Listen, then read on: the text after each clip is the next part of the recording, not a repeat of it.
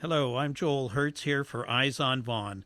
I'm fortunate to have with me today the candidate for local councillor in Ward 5, Gila Martow. Gila, how you doing? I'm doing great, Joel. So great to be here with you. So great to be here. Gila, how long have you lived in Vaughan? I've lived in Vaughan since I moved from Montreal with my husband and our eldest son, Evan, which was in 1989. And then we had three more kids, Josh, Mitch, and Jenny, right here in Thornhill. Great. And how long have you been in politics? Well, being in politics is a tricky thing because sometimes people think you're in politics when you're elected. There are many people who are in politics who've never run for office and have no intention to run for office. I got involved in politics at the municipal level and at the provincial level, kind of the same time with different projects. Provincially, it was that I basically couldn't sleep one night, and I wrote an article that got published in the Globe and Mail and the Hamilton Spectator about school funding across Canada for faith-based schools, and got a bit of attention and ended up on a talk show. So that was kind of the provincial side of things, and I did work on Peter Sherman's first campaign, and that was sort of getting my toes, I guess, a little bit wet in provincial politics. But municipally, I was very involved in my community. I was president of the Beverly Glen Ratepayers Association, built it up to over 1,200 emails, did a newsletter with that, went to Vaughan Council meetings, one of the few people from Ward 5 who would show up at the council meetings and would give deputations and speak on behalf of the issues right here in Thornhill. Excellent. When you get elected, what would you have as your priorities for the first 100 days?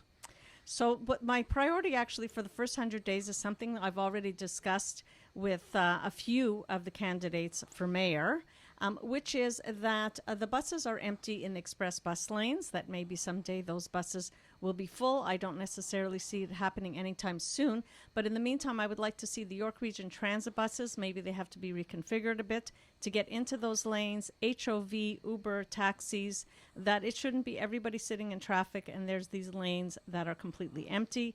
I'd like to work with the different levels of government to see if we can get the traffic lights better synchronized right here in Thornhill.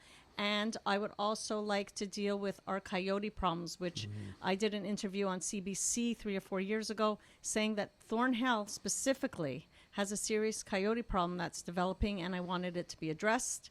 So I'd say that those are kind of the, already getting to work on those projects, Okay. and hopefully I'll win and do some more work on them. That would be great. And there's been obvious and rapid growth in Vaughan over the last few years. What are your thoughts on that? I'm not going to say that there is not going to be any development in the future in Vaughan if I'm elected. I don't think that's realistic.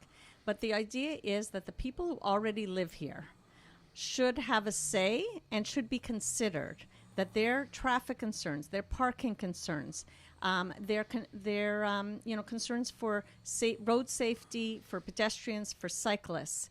They already have homes here. They're worried about losing daylight hours in their backyards because of condo development. That we have to address also what's going on under the ground. I'm worried about water pressure, water quality, sewage capacity, and of course stormwater management. That I think that we have to work together to make sure that development happens in Thornhill with an eye, just like the eyes on Vaughan. And I'm an optometrist, so I talk about eyes sometimes a lot at the dinner table with my husband, an ophthalmologist, but that we have an eye on what the people who already live in Thornhill need and deserve. Excellent. And on council, do you see yourself as a consensus builder? I've always tried to be a consensus builder. I worked on projects with MPPs from other parties, and I think that the part of being an MPP that was so interesting was being in charge of the Francophonie, because I speak French, that I represented the PC caucus for the World Francophone Parliamentary Organization.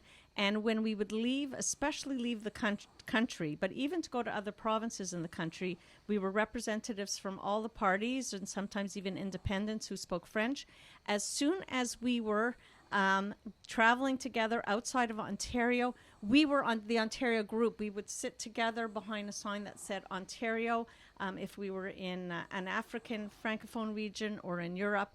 And we would sit together and we would share notes and we would travel together. And it was a real camaraderie, even though we were, sort of combatants maybe in the Ontario legislature. So I think I have a lot of experience working with people from different walks of life.